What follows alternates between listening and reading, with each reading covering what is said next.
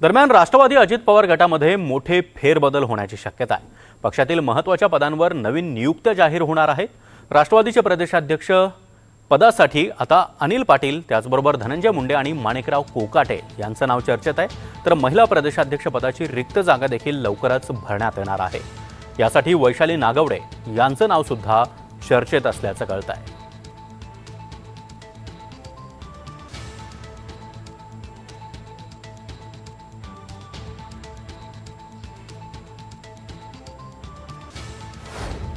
महिला प्रदेशाध्यक्ष पद रिक्त आहे। युवक, मी संघटनेचं बोलते, सीमाताई त्याने संघटनेचं बोलतो। युवक अध्यक्ष पद रिक्त आहे।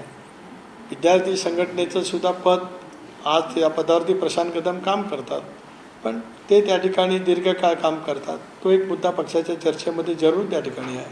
तिसरं, युवती संघटनेमध्ये सुद्धा संध्या सोडवणे काम करतात, पण त्याही संदर्भामध्ये पक्षामध्ये चर्चा सुरू आहे। शक्य आहे कदाचित त्या बाबतीमध्ये निर्णय पक्षाच्या कोर कमिटीमध्ये बसून होऊ शकतो।